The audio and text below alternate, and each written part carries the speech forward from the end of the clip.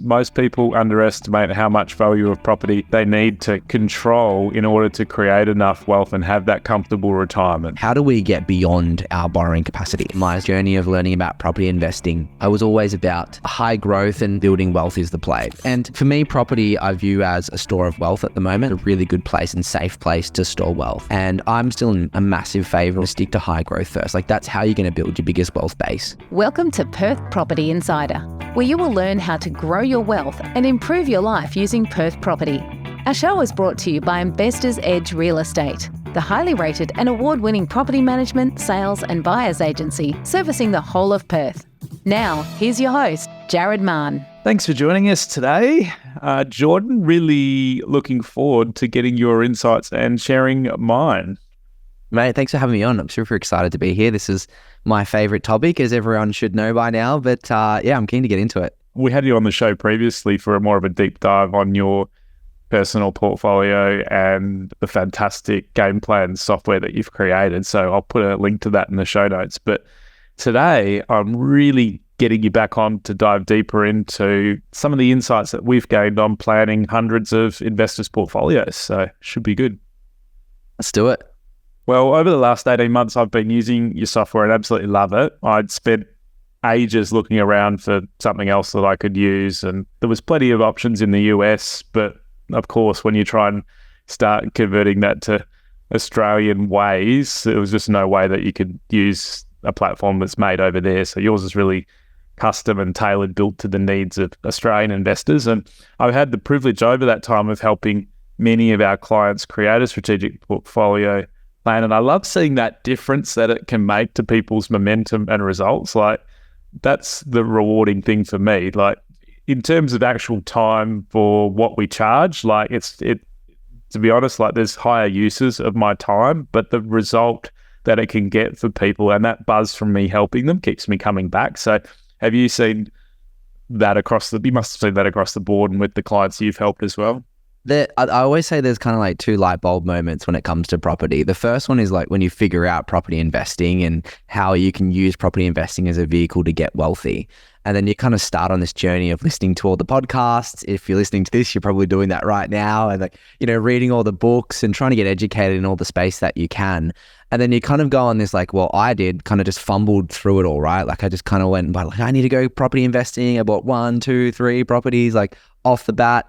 And it's nice and it's great. And you kind of feel like you're on the journey of property investing, but it's not until you actually stop for a second, actually map out a long-term plan, understand what your goals for property investing actually is with your risk profile, and when you want to achieve that time horizon where you go, oh, I just don't need to go out and buy 1,000 things at once. Like I can actually put a plan towards this and get closer and closer towards my goal. And that's that second light bulb moment of like, oh, okay, I don't need to go crazy. I don't need to do 1,000 things. I just need to stick to this plan, execute on all the steps, and I'm actually going to get there. Yeah, awesome. That's such a good summary. And I've found that having now done this, it's given me huge clarity on my own portfolio, having done it for so many others. That's why I also love doing it. And, you really start to be able to see the patterns in people's scenarios and the most optimal way to go about building wealth. So when someone asks me, oh, Jared, what if I did it this way? I can just run out and compare that scenario in your software and show them that, no, actually, what I'm suggesting is the most optimal way. And now I try to just give people simplicity and give them one best way. And if they happen to ask me for a comparison, I can show them. But is that how you've sort of come to approach it as well? Yeah, I think there's generally 1 or 2 really good courses of action depending on what their goals are. And we kind of align that specific. Usually it's just 1, maybe there's 2, but you kind of have one clear pathway of how you get there. And then depending on how the client feels in terms of is that too much debt or is that too much cash flow going out, or what are the variables or circumstances that might impact the plan, we then have 1 or 2 other scenarios that kind of counteract some scenarios that might go wrong or some things that change in the economy or something like that, just to go, okay, well, if interest rates did increase by 2%, these are some things that we could do to circumvent or navigate through that scenario.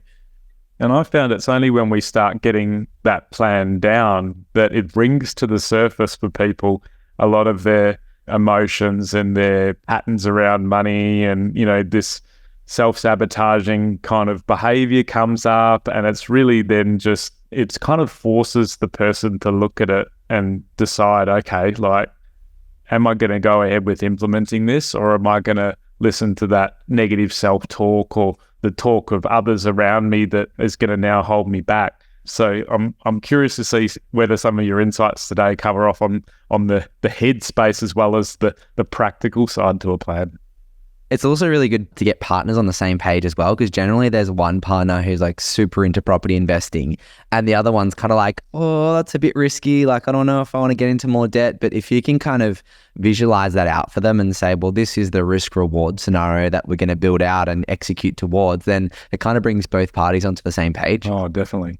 I've found that so useful myself, because you'd have to take a wild guess as to which one of those partners I am in our marriage. You know, I'm slightly more into property than my wife is. No, really? And you want to take them along the journey with you. You want them to know what's going on and be involved in the decisions. And, you know, when you map it all out and they can see it, not everyone also is the same. You know, I'm pretty good at picturing stuff in my head and running out scenarios and problem solving in my head, but my wife is very visual. So when she can see it, seeing's believing, I guess. So 100%. So let's tuck into some of the biggest insights that we've gained from doing all of these portfolio plans for clients. And I'm sure you may even have some insights because you've now got, you know, buyers agents, planners, hundreds of people all around the country all using your software. It's almost like you're wrapping up and gaining, you know, even more insights from the collective. So I thought I'd get you to share the first one and then we can alternate. And we haven't told each other what we're going to cover today too. So this will be interesting, whether we've come up with the same ones or whether they're worlds apart. So yeah, it's going to be good. I'm looking forward to it. Well, I like to start with the biggest one, and it's something that I got stuck on in my property investing journey. And it's just that, like, everyone has a very clear borrowing capacity limit. And what we mean by that is, like, essentially there's only so much money that a normal 4-tier lender will be able to lend to you. And so we have this concept in property called the best and most valuable use of land. I don't know if I got that right, but it's similar to that, right? Where, you know, you see a block of land and you essentially want to have the best use of that land or the most value come out of that land. And the same thing applies to our borrowing capacity, because most people are stuck with a borrowing capacity. For example, it's roughly about 6 times your income. Now that does fluctuate with the economy, but an average income in Australia is 92 grand at the moment. Let's say both partners are working, so household income is 180 grand. Let's say it's a little bit flexible and we're 6 times that. Most key people can borrow up to around $1.2 million worth of debt. And so when I talk about the best and highest use case of that borrowing capacity, what we want to do is just make sure that we get into the best possible assets that we can, utilizing that borrowing capacity with the big 4 lenders before we start to do the fancy object, you know, what different types of lending can we do? What type of strategy can we go down? All that sort of stuff. So I think the first one is just being very clear and understanding, well, what is going to be our limits in terms of borrowing capacity? And then what are the steps or what are the things that we can do to make sure that we execute on the best possible use of that capacity? Yeah, good one. It's such a limited resource now, especially with interest rates having gone up. And, you know, we used to be able to do a lot more and borrow a lot more. And of course they do count the income from your rents towards that as well. So that helps. But you don't sort of want to get 2-3 properties down the road and then work out, oh, like I could have made better use of this capacity, and then costly to change over and switch to other assets if you could have made better decisions from the beginning. Yeah, 100%. Awesome. Well, the first one I had was most people underestimate how much value of property they need to control in order to create enough wealth and have that comfortable retirement. So it does sort of seem that the default is I'll buy one investment property, and that's like within the comfort zone of what most people want to do. And I think if they could see in a projection that if I just bought one more, or if it is actually possible to purchase more over time, to control a larger asset base, and the sooner you can get that compounding and growing for you, the difference that it makes down the track and if someone's got 10, 20, 30 years, it's just staggering as to the difference. But I think if people projected forward what they had, they might have a bit more motivation and desire to push things today to, end up with more tomorrow. Yeah, it's really important. I think what a lot of people underestimate is the power of inflation as well. So when we do our forecasting, we inflation adjust all targets. And a really good way to sort of think about this is roughly we've found over 30 years, you want to double your target today, and that's going to be close to where your target is in 30 years. So for example, if you were targeting 150K passive income from your investment portfolio, in 30 years, it's probably going to be closer to around 300 grand that you actually need to achieve. So big trap that people... Yeah, a lot of people underestimate that and don't kind of visualize it out. And they kind of build half the portfolio that they actually need, right? Yep. But they've got 150 in today's money, but just can't buy as much for it in the future. Exactly. So I think that tailed into my insight well. I'll let you share another one of yours now. Yeah, so number 2 for me is probably related to number 1 is like, how do we get beyond our borrowing capacity? Because this is what happened to me. Is like I went out and bought 3 properties. There were 3 average assets, and I kind of got stuck. I was on the corporate ladder, didn't have a large enough income to continue buying. And I was like, well, how are these people getting portfolios of 200 properties or, building these $10 million portfolios? I don't understand, can't comprehend how I can't do this. And Mr. Banker's telling me no. So I found 5 really simple ways that people can continue investing outside of just the borrowing capacity. So number 1 is really simple, just increase your salary. And it's not as simple as just getting a 5 or 10 grand increase. As I said before, you can borrow about 6 times your income. So if you increase your income by 10 grand and you get a 6 times multiple on that, it's only 60 grand. And 60 grand isn't enough to go out and buy a whole nother property, right? So I'm not talking about like trying to force your way to get a quick salary increase. It's if you can find a way to significantly increase your income, maybe it's by starting a side hustle or starting a business or jumping ships to another bigger company where you got a much bigger opportunity, that will help you continue investing because you have that income coming through.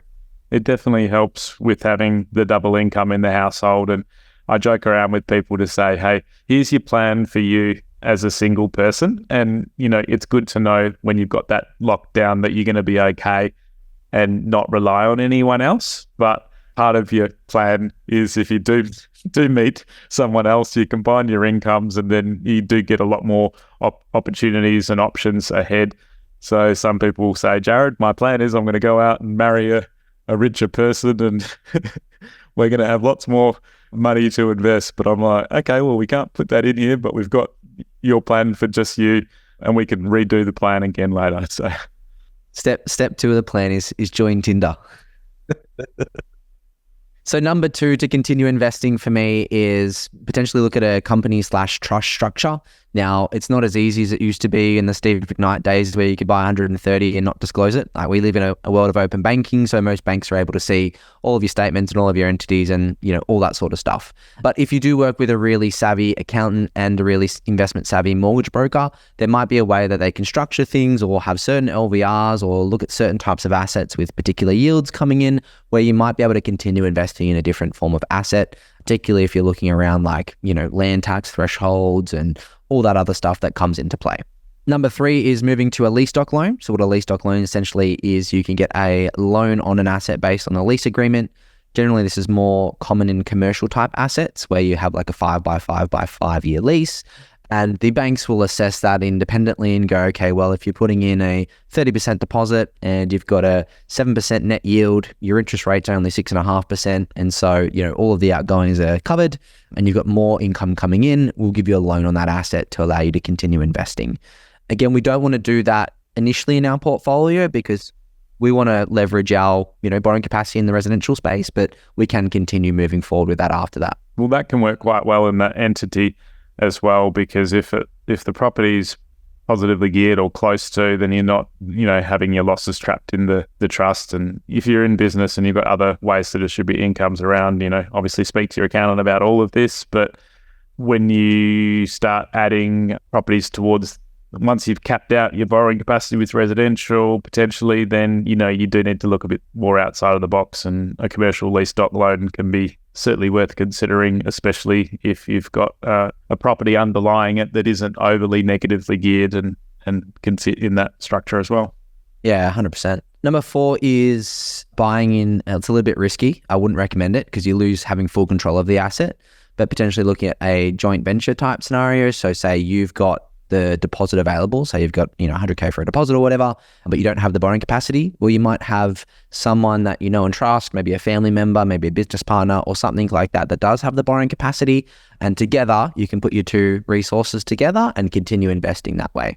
Now, the reason I say it is a little bit more risky is I've seen a lot of scenarios where, say, brothers have started investing together a couple of years ago, and now one brother's gotten a partner, they've got married, and all of a sudden they want to buy the family home, and they have to come back to brother number 1 and say, hey, we can't buy it because of this investment property that we've got together. I'm going to have to sell this investment property. And so brother number 1 is compromised because he might not have the funds to buy out. Brother number 2, he might not want to sell. There's all these sort of things that can come up that you don't have full control over. So it's harder over the long term, that's for sure. Like in the shorter term, your situations can align. And I added up that I've done about 13 or 14 joint ventures over the years, and I did it when I was starting out. Wrote a little business plan, took it around to my next door neighbours, had my parents decide to be one of my first partners, and we did a lot of stuff together.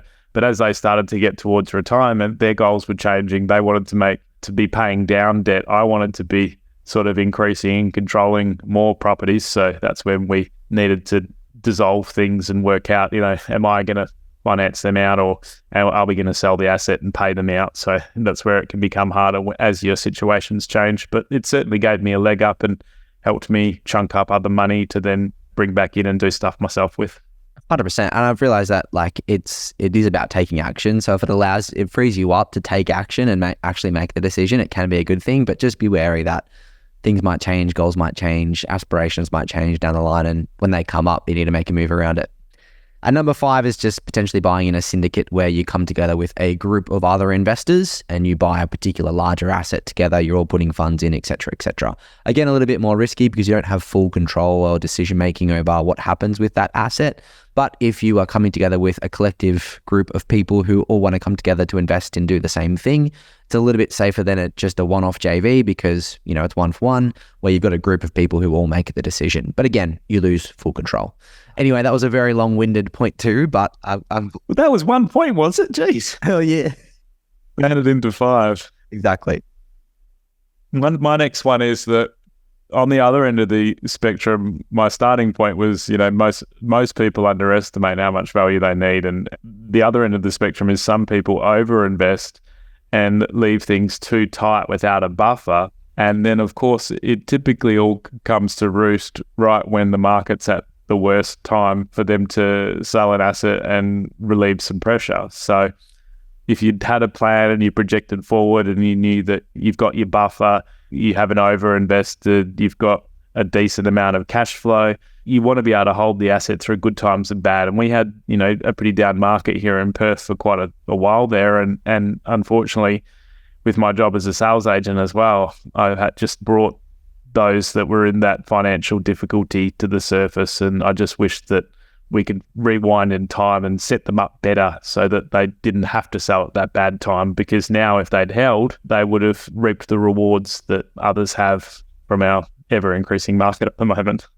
Yeah, I commonly talk about having safety buffers in play. So, as an absolute minimum for me, I've always had at least sort of 3 months worth of savings there. But as my life stages have evolved, getting married, having kids, buying the big principal place of residence, that's now gone to a minimum of 12 months, if not 24 months. And especially with the business now as well. And that just allows me to have enough time up my sleeve to go, okay, well, if everything goes kaput, if everything turns upside down, I've got a good chunk of time up my sleeve where I can make strong strategic decisions. I don't have to go and sell a property in 1 month because I'm going to run out of funds if I don't. And that would make me feel like I have to sell in a slow market. What 12 or 24 months allows me to do is just go, okay, if everything turns upside down, worst case scenario, we can take 6 months to just try and figure it out. If we can't figure it out, then we can look at what the economy is doing and look at selling one of the properties. And if the economy is not great, then you know what? We can go out and get a 9-to-5 job and try and hold on to these things for as long as we can until we did have to sell them, So it just gives you a little bit more time and flexibility to make the best decision rather than having to like have a fire sale or something like that. And look, there is a time and place to push things. And, sometimes I've gone all in and, had very little left over and been, thin on the ice. But the other thing that people can do is, like, I was sort of pushing myself too hard and just continuously buying for the sake of buying. Every time I could afford to buy something, I would. And it took the pressure off for me a bit to see, okay, like even with what I've got projected forward, I don't realistically need the money now. And in 10, 20, 30 years time, like I've already got enough. So that kind of took the pressure off for me a bit, that I don't have to continuously be pushing hard. I was sleeping better at night as a result. So yeah, and the type of asset that you have those funds tied up to is like you can be strategic around that as well. Like for me, I put it into the offset account of my principal place of residence, which is like a guaranteed savings of 6.5% interest per annum. And so like that in itself is kind of a really safe investment. And other people invest that in the share market and, they can get 9% or whatever. It is liquid in a way and they might get better returns, but it's a little bit more risky. So just being smart overall with the funds that you've got, or liquid funds that you've got available, and helping you sleep better at night so you don't feel like you're having to fire sale shares or anything else. Anything.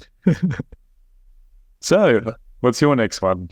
Point number 3, it kind of comes into your point number 1 and 2, but we get a lot of people that come to us that have been sold this pipe dream of 10 properties in 10 months, and they kind of feel like this number of properties is something that they have to achieve. And it's quite common, like, it's always 10, isn't it? Yeah. And the other one is, or $100,000 passive income. So that's the two goals.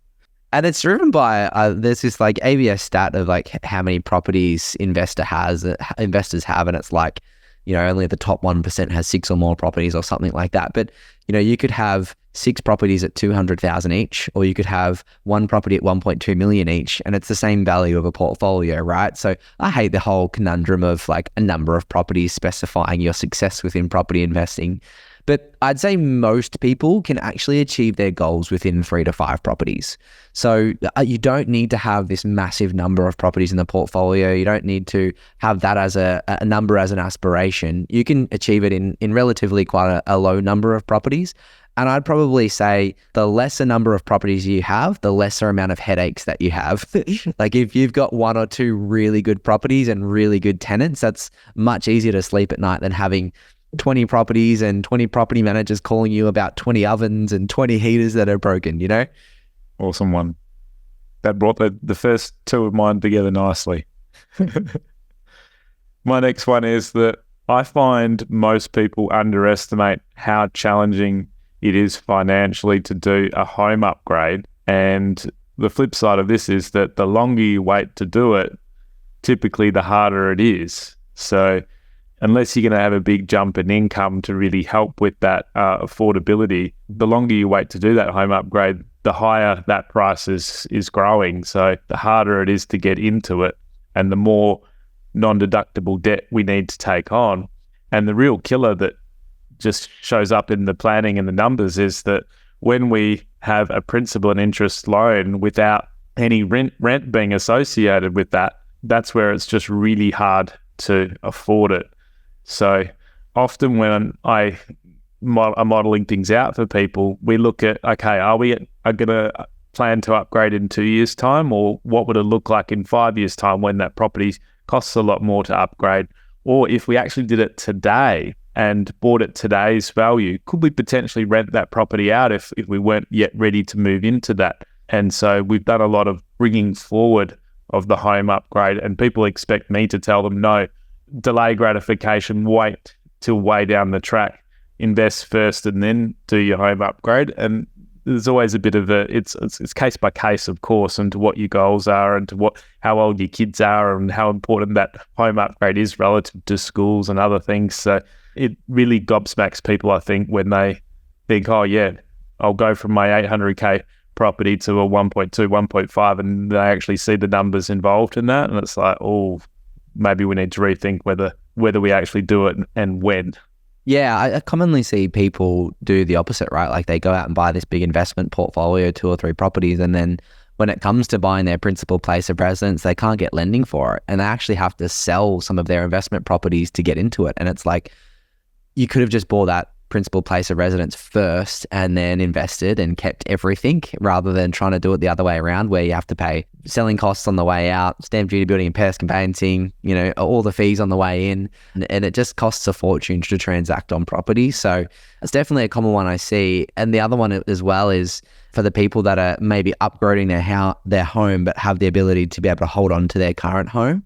And then they decide that they want to turn their current home into an investment, but it might not be the best investment, right? Maybe they're like buying a house around the corner, and so they've got two properties that are quite close to each other. They've got into the nicer one, which is great for their home, but now they're holding onto this asset, which might not be the best performance for them long-term, bigger picture, but they've just decided because it's easy to rent it out and turn it into an investment property, right? So that principal place of residence as a strategic move is so critical to get right from day one. For sure. And when you put the investing lens over that home purchase as well, it could just make all the world of difference, because if you know in your plan from the start that there's a very good chance that you'll keep it as an investment when you upgrade, you're also going to do different things with your loan structuring. You're going to get your 80% loan to begin with. You're going to have an offset account. You're not going to pay down the main loan. You're going to keep that offset account for your next upgrade. And you're going to buy it with an investment lens, knowing that it's not going to be a forever home, and you want it to return well as well as be a good home in the meantime. So yeah, it comes back to being a bit more strategic about these things. Yeah, spot on. Number 4 for me is just everyone's goal, risk profile, and timelines are really different. And so like before game plans, and even like still to this day, I see a lot of marketing around like this one plan, this one pathway of being successful in property. And generally it comes alongside the 10 properties in 10 months type of scenario, but everyone is really different. And this has really surprised me with working with like 4,000 portfolios is I can get a 25-year-old who wants to retire by 40, and they just want to build a passive income stream to 150 grand as quickly as possible. And generally in that scenario, when we put our wealth building lenses on, it's like, no, let's go high growth. Let's build that asset base. Let's build that wealth base, and then transfer that into a high income stream in another form of asset. Which is good general advice. But yeah, when you get into case by case. Yeah. And so you like, if you have this person who's like, I've got friends who have said to me, like, we don't want kids. Like, we know we're not going to have kids. And so if they've made those decisions and they know exactly what they want, their plan might be very different to someone else their age who has different goals and risk profiles. And the same is true on the other end of the spectrum, right? Like I've worked with 60-year-olds who have had a really tough upbringing, hard yards. They've done the hard yakka. They've got themselves into a really nice financial situation. And generally people, when they hit into their later stages of life, not that 60s later or old in any way, shape or form. But yeah, we're going to keep redefining what's young here, Jordan. But generally, they want to start to move into that higher income stream to start to replace some of their income so they can move into that retirement phase of life. But I've worked with the older generation who are like, no, I've had it so tough that I don't want my kids or their kids to go through the shit that I went through when I was younger. And so I would much rather just continue buying high growth type assets, really build that generational wealth foundational play at the cost of me having to work another 10 or 20 years. It doesn't bother me, but really to just help the next generations in my timeline go through a better life than I did. And so, their plan looks completely different to other people who might be at that stage of life as well. And so a lot of people kind of, might be talking to friends at a barbecue or, talking to professionals or see some marketing online and, they kind of have this like one size fits all plan. And it's definitely not the case. You really have to define what you want out of life first, then what you want out of your portfolio and how you can achieve that. Definitely. And it is just so case by case on given that borrowing capacity, given that ability to save, given your goals, and given your comfort zone, which is almost the other final thing that you wrap around it all. So good point. So my next one was that with the market still having good growth ahead, and I guess this could be said if you're a borderless investor, you're always looking for where can you purchase next that's got better timing for the market as well. People underestimate, I think, how much they can fast track their plan. And when we create a plan, we only factor in very modest growth and conservative numbers. And we always want to create the plan with that ultra conservatism in mind, so that we might have 10 years to sort of do something. But we've found that over the last 18 months, people have progressed what they thought they could do in 5 years in just 1 to 2 years. So it's been exciting to see what buying in an upward market at the right sort of timing can do, especially initially when you're trying to, the first couple of properties is the hardest. Then you start getting equity to use, your rents start increasing, your properties go from potentially negative to more neutral and positive, and it just starts to become gaining its own momentum. But you can really make a lot more progress than you think when you're buying in upward markets, basically. Yeah, 100%. If you can take advantage of, like, I'm a big fan of, market cycles and it's time in the market, not time on the market, or timing the market. But if you can do both, then you can time the market really well and take advantage of big upward swings like we've just seen in Adelaide and Perth. It really helps you fast track and build out the portfolio. And don't be disheartened if you maybe bought in an area that hasn't performed well over the last 3 or 4 years. Every market has their cycles and, should come back to the average and normal over time. We use a 5% average growth rate every year on year, which I think the average over the last 30 years is actually 6.5%. So, the market will come back around at some point in time. But yeah, if you do it right and you get into the right markets at the right time, you can very fast track the growth of your portfolio. Awesome.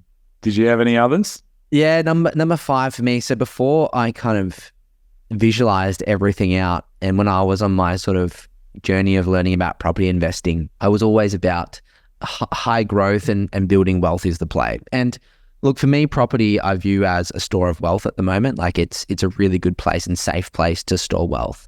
And I'm still in a massive favor of, like, you want to stick to high growth first. Like that's how you're going to build your biggest wealth base. But after visualizing out that plan or that game plan over the next little while, is like, say you get into one really nice high growth property and, we've put a 7 or 8% compound growth rate in there and it's looking really nice. But on the cash flow side, it's costing you 15 grand a year, which, is a little bit of money that's starting to come out. Or more. Well, yeah, exactly. It could be more. Let's say it's 25 grand, right? So if you just go down the high growth path continuously, like how many of those negative 25 grands can you fit in with your income, right? So if it's 2, that's 50 grand. If it's 3, that's 75 grand. If it's 4, that's 100 grand a year that's coming out towards the investment portfolio.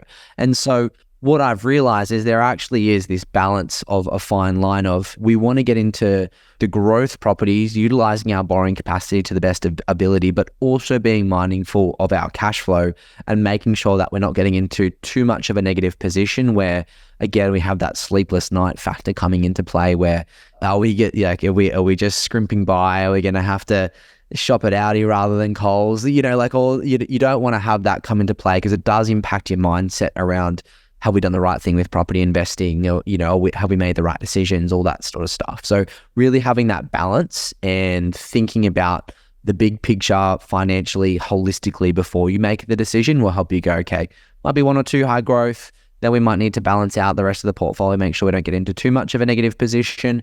And then we might look at those other type of investments we were talking about before with lease stock or higher income or something like that. Well, I have much more of a mixed view compared to a lot of my potential mentors that I've learned from, that are just, their answer's always just, buy investment grade, high quality, high price, low yield. Like this is the only way to go. And I've seen firsthand, like growing up, like if I was going to wait to buy a $1.2 million property when I was first starting out at my early 20s, like it just wouldn't have happened. I would have missed out on the cycle entirely. I wouldn't have chunked up my money and then later had the chance to get into better assets if I hadn't actually just started in the game and started owning and controlling more of an asset base. And for many people, I don't think there's anything wrong with taking that more balanced and affordable route if it's the difference between them getting in and having more properties working for them versus not, and waiting potentially indefinitely to never be able to afford, especially in markets like this where growth is outpacing ability to save, and you can just get left behind if you wait for that ideal asset that you can never afford. So 100%. If you can get your foot in the door nice and early, try and just get into the best possible quality asset that you can within your budget, and then at least you've got that leverage to move with the market. And then if the market becomes too hard to save for, as you said, at the moment, it's so hard to save because the growth of the market's going too quickly, then at least you've got one foot in the door that's growing with the market. You can try and save on the side as well. And then in combination, you use the borrowable equity and your savings to get into property number 2, or, move into a much better quality asset altogether. Yeah, awesome. Well, my final one that I had for you, and you hear people say this, but until you actually model it out and actually have a powerful software where you can project this forward, it really doesn't strike home to me. And I find when I show this to people, that's like the little light that goes on that becomes incredibly motivating. And it's why Einstein said that, compounding's he's the 8th wonder of the world. And when you actually see what your portfolio can become, even with modest growth projections allowed for, it's staggering. I share with my wife and say, hey, do you think we could actually be worth this in 30 years, providing we're still around? And she's just like, oh my God, Jared, that's just crazy levels. Almost impossible to imagine. But the other reason that I find the projections are great into the future is it helps you start to get comfortable with it today and to change your whole comfort zone and capacity to become wealthy. And at every point, I've had a ceiling on myself, and we all do. And creating a plan for me is my way of each year going, okay, how do I raise this ceiling? How do I actually get comfortable with that future projection? And when I can see what compounding does, it's motivating too. I need to get more assets working for me today to get this compounding and rents and capital growth in the future. And I get really excited about that 20-year and 30-year point. So yeah, that's the best thing about being able to visualize it out over 30 years. I'll commonly say this if I'm talking to someone about their portfolio, is you can see the first decade, the growth line is quite linear, right?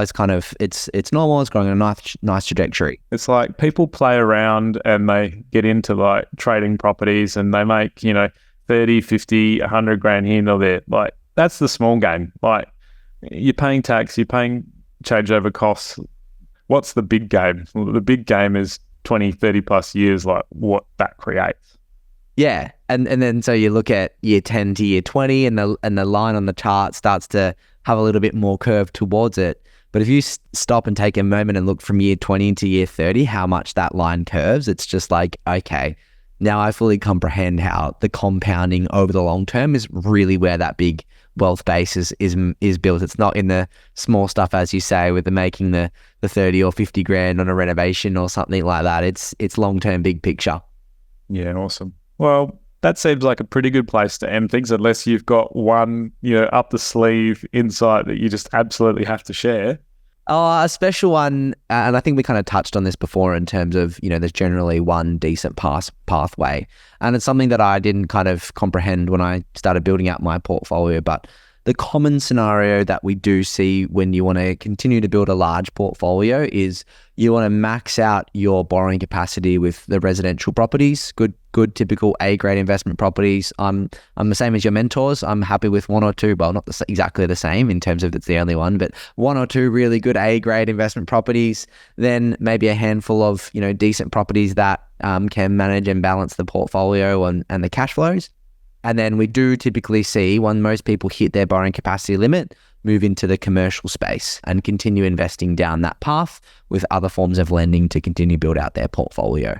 That's generally the pathway that we see people build out quite large portfolios. But again, everyone's different based on their income and their goals. And I usually tilt the later properties that we're buying, the residential properties with, towards cash flow, towards the yield as well. So that way, because they're being bought in future money, we're also paying a much higher price for them. So that makes it much harder to have a negative cash flow on them. And so it always just works out better to tilt them towards cash flow later in the game as well. And we're going to be closer to wanting that cash flow replacing our income at whatever age that we're working towards. So, well, thank you so much for joining us. I don't know if the listeners are going to have anywhere near as much fun listening to this as I have recording it. And clearly you love talking about portfolio planning as much as I do. So thanks for joining me today, mate. Mate, thanks for having me on. It's always a pleasure. And yes, I am a big numbers guy, so I love talking all things planning. Catch you again sometime soon. See you, mate. Just a reminder, the information discussed in this podcast is general in nature. As we don't know your specific situation, you should always seek professional advice before taking any action. For free market reports on your suburbs of interest and other helpful resources to grow your wealth, make sure you join my property investor update at investorsedge.com.au/join. And finally, make sure you're a member of our Perth Property Investment Facebook group to be part of the conversation with other like-minded investors, get help to your questions, and get a feel for what's going on out there in the market. I'll see you in the group.